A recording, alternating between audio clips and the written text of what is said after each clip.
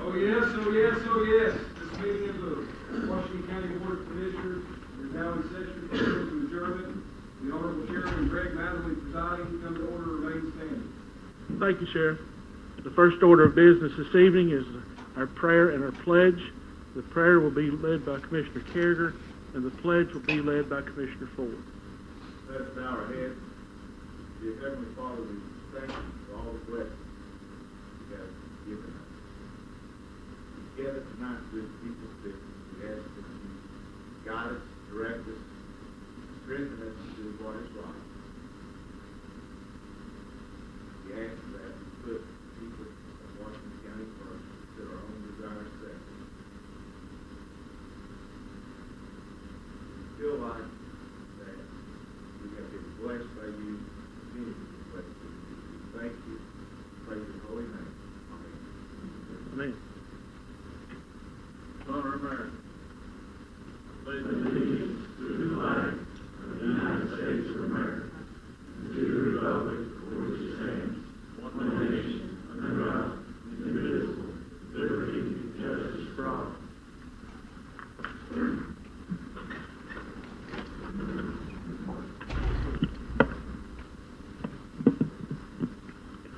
If you indicate on the screen that you are here this evening.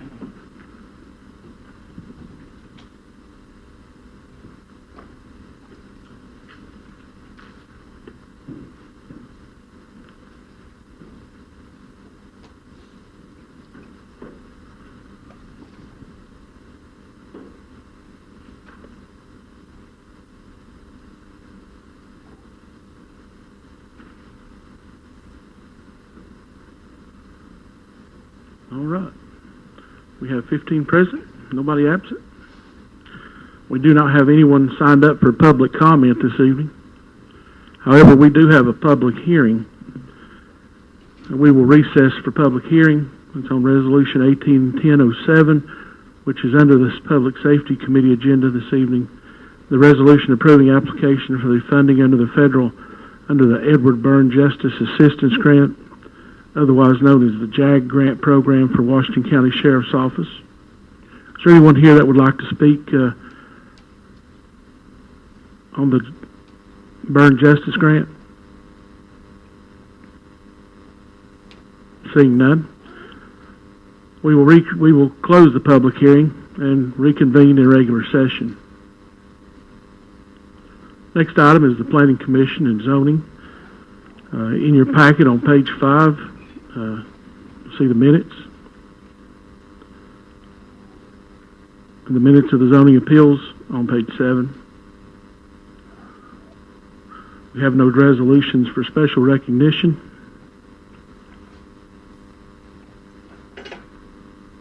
We have a motion to receive and consider the minutes from the September 24th, 2018 regular meeting of the Board of County Commissioners. Motion made by Commissioner Light, seconded by Commissioner Edens. Discussion or questions? Seeing none, all in favor of receiving the minutes signify by saying aye. All opposed, like sign.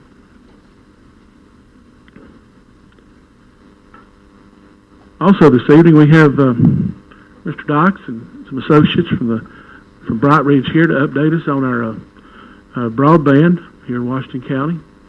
Mr. Dykes, it's good to have you with us tonight.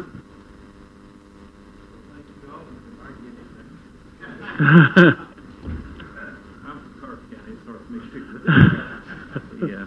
And again, let me just thank you from Bright Ridge and for myself for allowing us to come this evening, kind of update you on the broadband initiative we started. And I'll just briefly give you a little synopsis, and then I really want to turn it over to my Chief Broadband Officer, Stacy Evans, who has a presentation for you, can run it through. Because they always told me when I was moving and doing stuff to always hire those people that are smarter than you, and they'll get it done. And you'll find out quickly when you listen to him that I was certainly, it's not hard for me to do, but certainly made the right move in bringing this person on. But just to give you a little idea, about 3 years ago we started a pilot program that was really at that time looking at a high-speed wireless type initiative to bring to our customers. And the reason that our board wanted to move to something is that we wanted to see some competition and see some opportunities for our customers, especially in the rural areas, especially in those areas where the kids going home don't have an opportunity to really get some high-speed internet to do work from home, and also maybe to do some things for our schools. And the other thing is really to give some emphasis on economic development and what we can do to really help promote that in our area. About 8 or 9 years ago, the then Johnson City Power Board had kind of looked at this, and I think the price at that time was between $120 and $140 million, and we certainly were not going to go out and spend that kind of money. So we wanted to find something that would be a balance between that. And I really want to thank Joe Grandy and Jenny Brock as the county and the city representatives on our board. Really wanted to find something that would help our customers, would help the schools, and would help economic development. And I think what they and the rest of the board members came up with is something that you all and the rest of us can be very proud of. Ours is going to be a hybrid system. We're looking at, in the very dense areas, fiber to those dense areas where the cost is really, you can make it work. In the more rural areas where the less density, where the cost of running fiber is very expensive, and that's probably why you don't see a lot of the incumbents, the Charters and the Comcast running stuff out to those areas, because it's really very costly. So we looked at what can we do, and we found a very high-speed wireless internet that can give you extremely high speeds out in those rural areas to where you can work and do great things. Even higher speeds than what the CenturyLinks and those can actually offer over a wire. And so I don't want to steal all of Stacy's thunder, but what we looked at also was something that was financially viable. I'm probably one of the more conservative guys, especially on the financial side, that you'll run across, and we wanted to find something that financially we knew would never have an impact for our electric customers. And in doing so, TVA is our regulator. TVA reviews anything we do, and they reviewed our business plan. And when they came back to us, they said, we have looked at this and we fully agree that this will not have any impact on your electric customers, that it will be able to pay back any interdivision loans that you make for that broadband to start up. So that was key for us, not to have any impact on our electric division, and they operate as two totally separate divisions. Our board went down and we visited other utilities that had gone into this. We went to EPB, which is the largest and one of the largest in the nation, and they're very proud of their gigabyte city. We also went to others, as small as Morristown and also Clarksville, which is very similar in size to us. And one of the reasons we went to Clarksville, and I know Brian Taylor there very well, is because they are similar in size to us, but they also had a rough start. And then he said, well, what do you want me to tell your board? I said, be honest with them. Tell them everything. Tell them all the positives you had, but especially tell them any negatives or any problems. So he walked them through. Here's why we struggled in the first 3, 4, 5 years. And the reason they struggled is they did not follow the plan that they had laid out. And they jumped around to other areas that they knew were not financially viable. They jumped to areas that there was no opportunity for growth of the system to where then it could grow to those less dense areas. And so for me that was crucial, because at that point and my board fully understood, is we have a very sound business plan, and we need to follow that plan. And I think that's one thing, if you ever go to one of our board meetings, that they got out of that thing. When we talk about our broadband plan, you'll hear one of them say, got to follow the plan. And so for us, we're excited. We think this brings something to Washington County and to our entire system, because we do serve, we serve 8,500 customers in Sullivan County.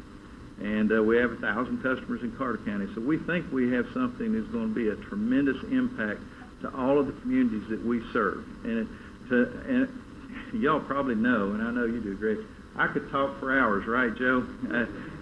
You come to a board meeting, they all run when I get up to speak. So I am going to stop talking. I will answer any questions after a while, but I want to let Stacy come up and run through our broadband update to give you a good feel for what we're looking at, some of the things and the impact it can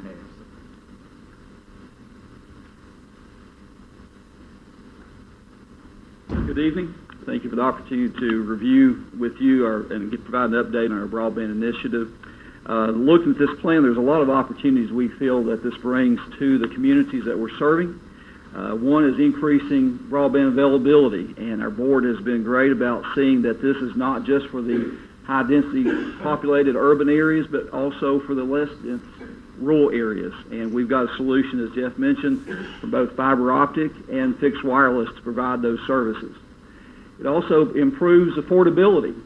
So if you're looking for one of our competitors come in and build out all of Washington County, it's probably not going to happen for a long time to come, if ever. But we're able to come in because we're using the technology we're able to provide these services to a large area, and we'll show you some maps in just a moment and how that coverage looks. Enhanced economic development. So we will be the 6th community in the United States to offer 10 gig services to residential markets. 6, only 5 are doing that today. We'll be the first to launch out of the gate services with that. So kind of puts us on the map for those opportunities. Improved public efficiency and effectiveness. So these services, and as we look at some of the fiber layouts, you'll see that the local governments, the school systems, the safety groups, all these will have eligibility for some services to tie those together. And I remember a while back there was a need to tie the courthouse to the old facility downtown, and there's limited access, so we'll be able to help with some of those things. Also reduce ratepayer spend. So here what we're talking about with electric rates, efficiency and power usage, LED lights, higher efficiency heat pumps and SEER ratings bring down the amount of electricity used. We still take the same number of people to maintain that system. We'll be able to bring revenues into the electric department that would not be there otherwise and prevent some rate increases, electrical costs. Support reliability and performance. So this new infrastructure we're talking about, the technology, will provide you an alternative. If you want to use the other incumbents, that's great. You can have 2 paths to whatever service you need, so you've got redundancy and availability there. Utilize the brand of Bright Ridge, very well known for customer service and reliability, and we want to provide the same type of services with the broadband as well as we do with electricity today. And then we're leveraging an investment that the electric group's already made, putting 174 miles of backbone fiber in place to connect the substations. We'll use that to connect as our backbone. So it means we're only building out the distribution in the areas where our customers are at. So we're able to leverage that, and it's already passing 47% of the 4,200 businesses in the service territory. So some of the benefits I mentioned that we could, help prevent rate increases.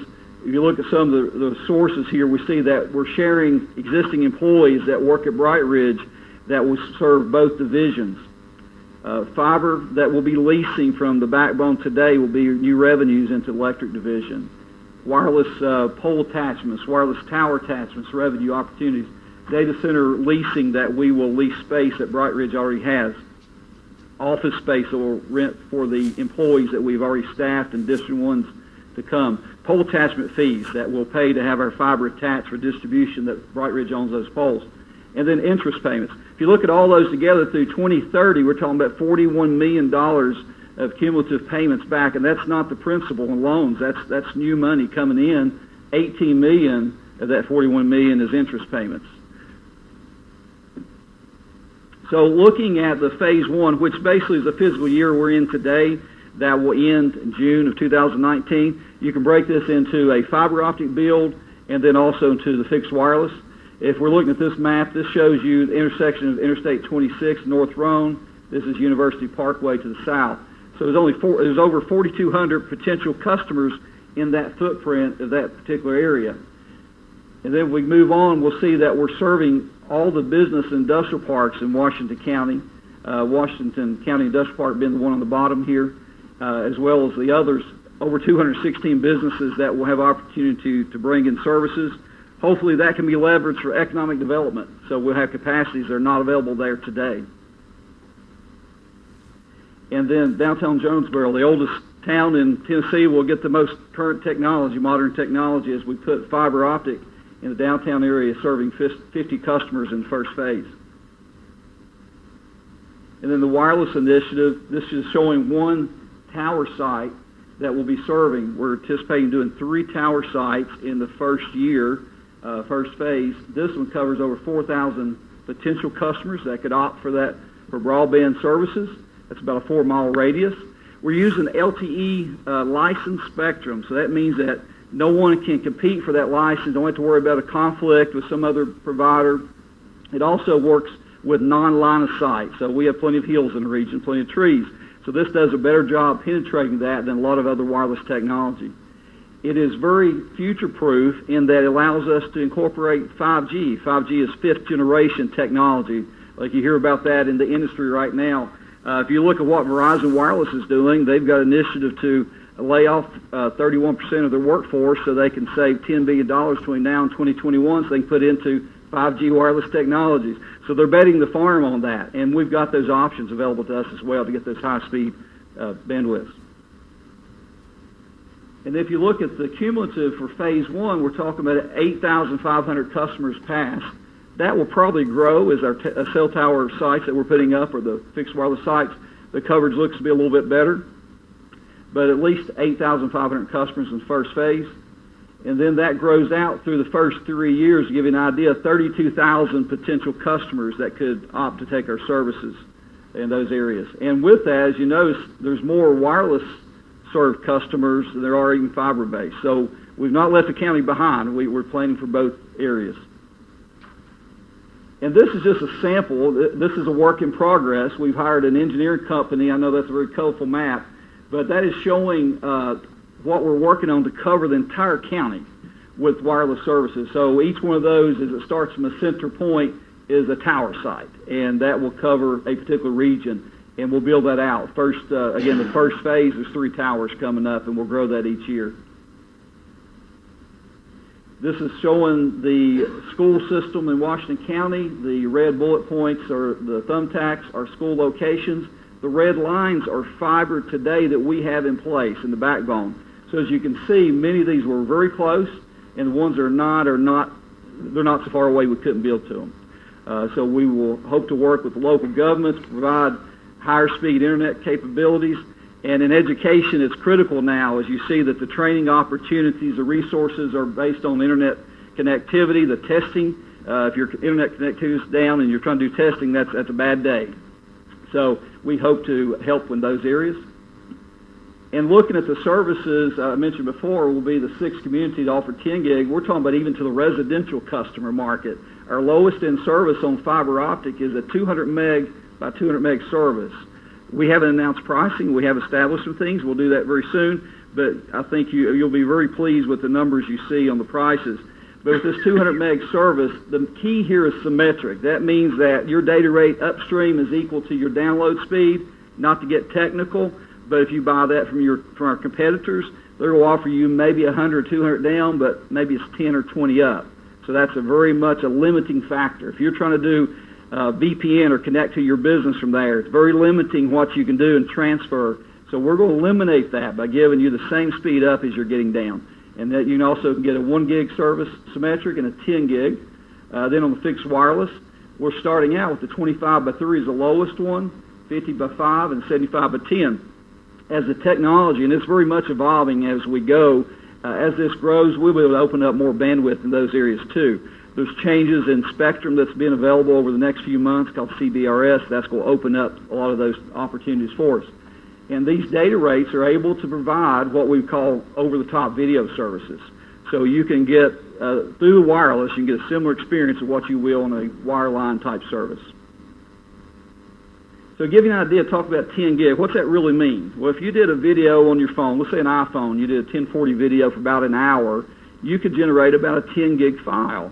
If you're transferring that, and probably most people in here have heard of a T1 internet connection at some point in time years ago. We used to think that was fast, but that's only a 1.5 megabit service, and it would take you 14 hours and 23 minutes to transfer that 10 gig file, to give you an idea. Well, if you were looking at a 10 megabit, which some of the DSL providers provide today in the region, that cuts it down 2 hours, 13 minutes. If you move up to 100 meg, 13 minutes and 20 seconds. Move to a 1 gig, that's 1 minute and 20 seconds. And move to a 10 gig, 8 seconds. So it gives you a magnitude of what we're talking about.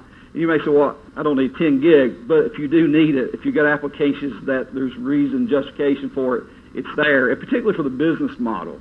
Used 2 years ago, when you're talking about a business moving into an area, do you have power? Do you have rail service? Do you have these facilities? Nowadays, one of the things at the top of the list, do you have broadband service? Do you have high-speed connectivity to connect me to the rest of the world? And that's a very important portion of what we think this will bring to the table.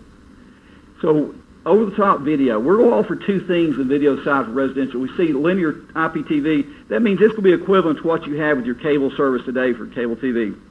The other thing is over-the-top.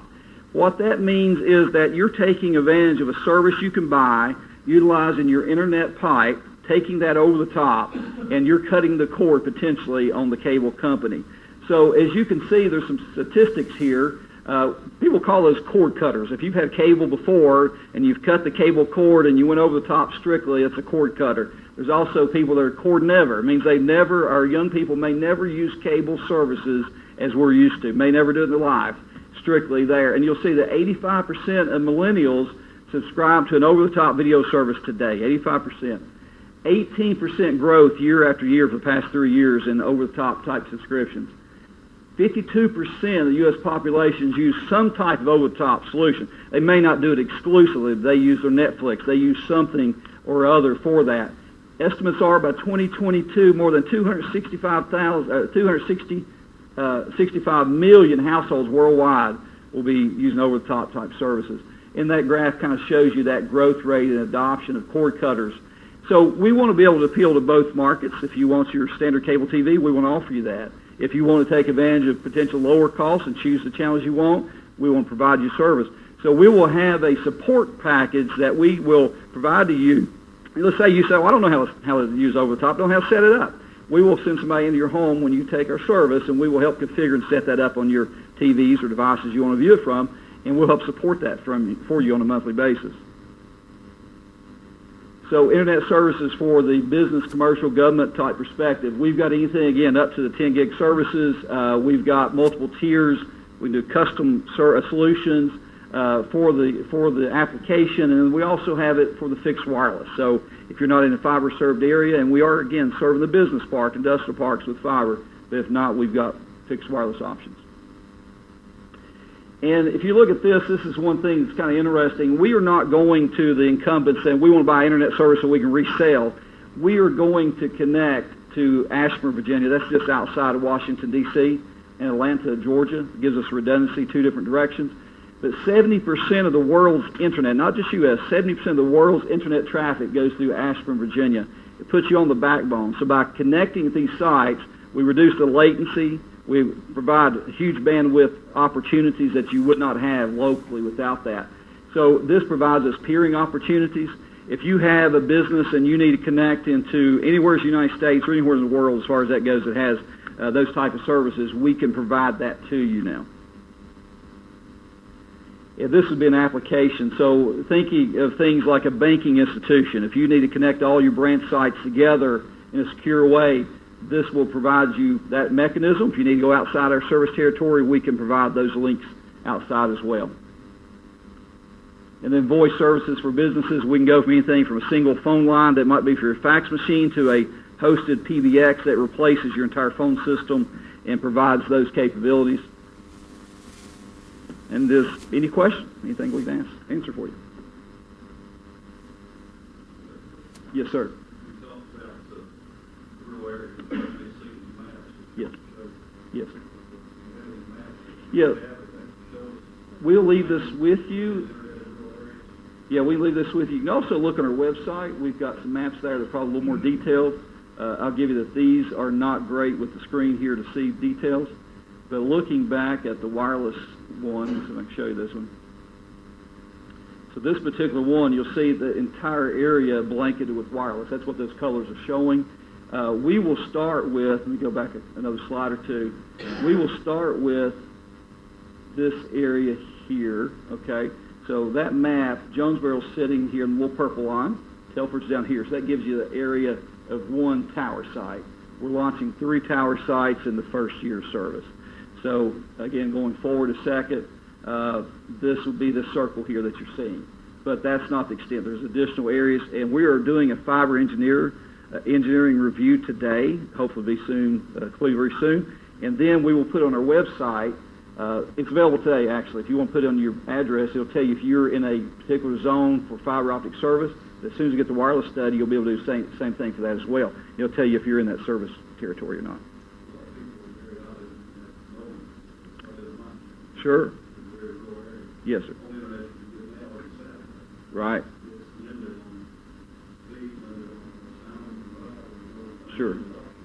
Right. Absolutely. Right. Sure.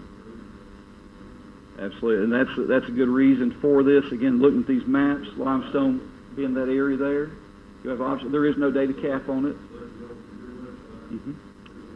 For their address. Now, as we speak right now, the wireless addresses are not in there. We're finished with this engineering study and planning. Should be within weeks. We'll have those. The fiber ones are in there now, if you put those in. So it should not be that long. And we'll have it by phase. What year, if it's this year or next, or whatever year it would be. No, you will not have a data cap. So basically, we'll say it's whatever you can use within those constraints. So we have a 25 meg download by 3, a 50 by 5, and a 75 meg by 10. And those are speeds that you can do over-the-top video streaming. You can do all the services you're talking about right now. And definitely much better than a lot of DSL and much better speeds and response time than, let's say, a satellite type service.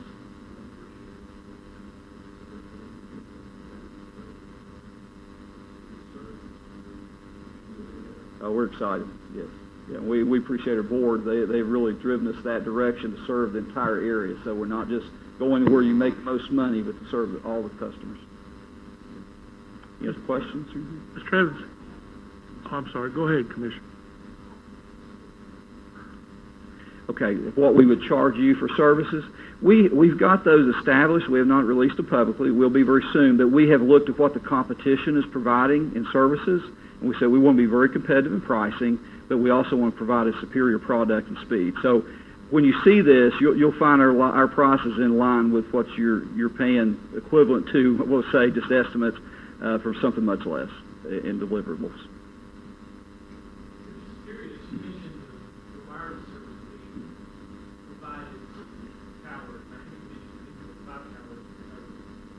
Most of the southern portion, yes.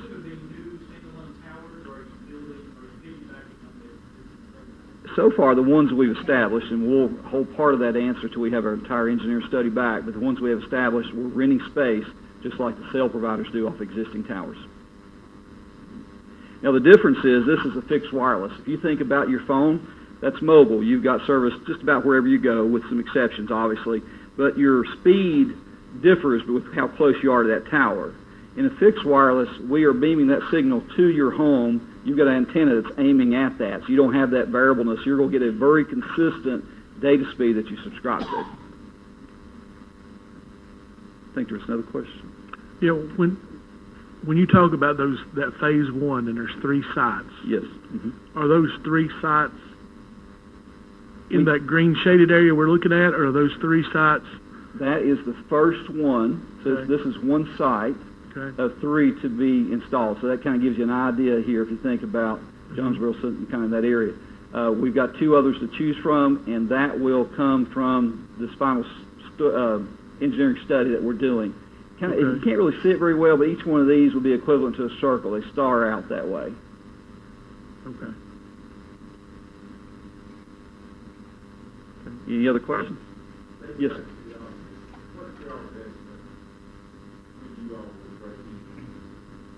I don't know if I've got those numbers. Jeff, do you remember, is that year 5? Do you remember when Year 5, year 4 we became cash flow positive. Year 5 we're very close to the break-even point. I think it's just coming in that next year. One of the very positive things about this is when we are, these interdivision loans, is as the broadband is paying it back, it's paying back principal and interest, and which really reduces our costs going forward because as the broadband grows, it's paying the electric division. Well, when the electric division makes that interdivision loan, you'll actually be reloaning some of that money that's already been paid back to it. So it reduces our costs. We went from the original years ago, 120 million more, to about a $62 million build out over the 8-year phases. When we say 8-year phase, that doesn't mean we stop being 8 years. Our goal is to continue to grow it to the entire system that we serve, to every hour, every customer that we have. So the goal, it doesn't stop there. It's just that we're doing a business plan and we look at the first 8 phases to get a good feel of what it might cost and what it might look like. As Jeff mentioned there, 8 phases. Over that time, there's 61,000 customer sites that we will have passed with services within 8 years. Any other questions? Well, thank you. No, thank you all.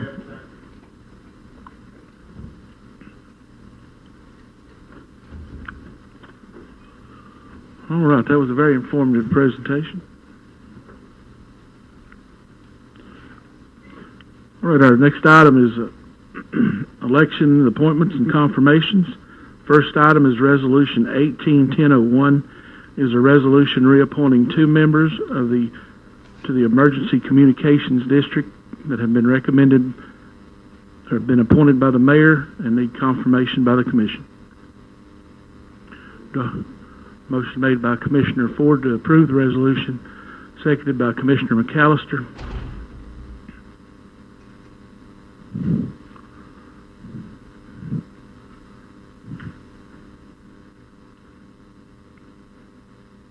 Madam Clerk, if you'll switch us to the voting screen.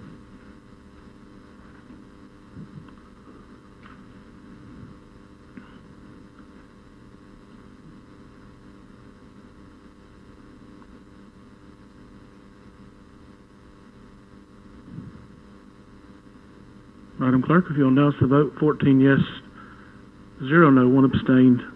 The resolution passes. The next resolution is Resolution 18-1002, is a resolution reappointing members to the Board of Zoning Appeals. These recommendations come to you from the mayor and our planning director.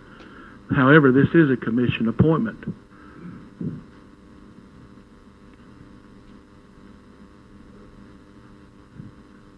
Yes, we'll need a motion. Okay. Motion made by Commissioner Ford, seconded by Commissioner Carriger to approve the resolution as presented. Madam Clerk, if you'll switch us to the voting screen, please.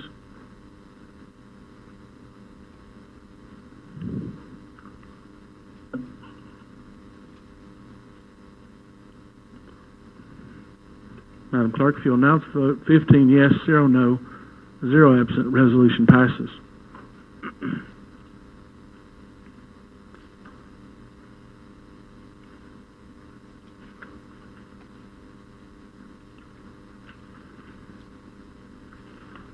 All right.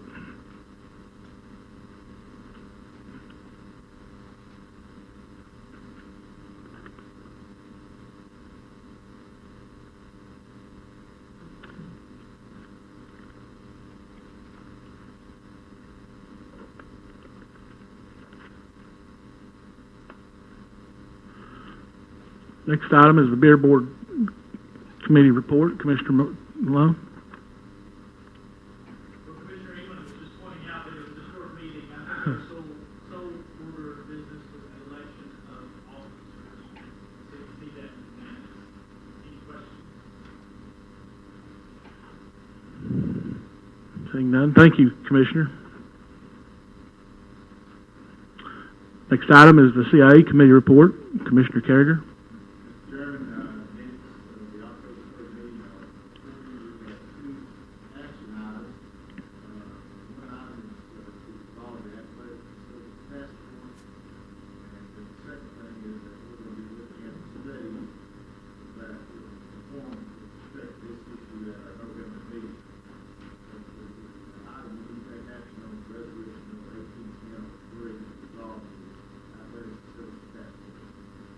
Thank you. Do we have a second? Seconded by Commissioner Davenport. Discussion?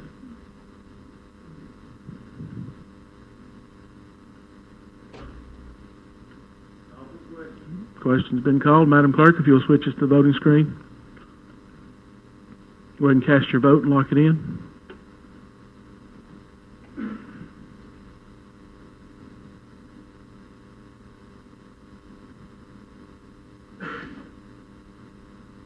Commissioner Edens, it wants you to confirm us.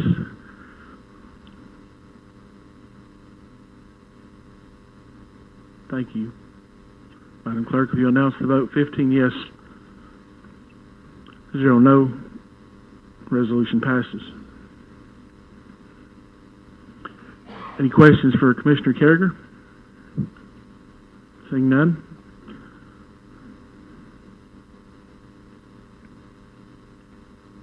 At this time, we will convene into executive session with Mr. Seeley, our county attorney, and that'll be held here in the jury room. And Sheriff, will you get the door, and we'll proceed that way.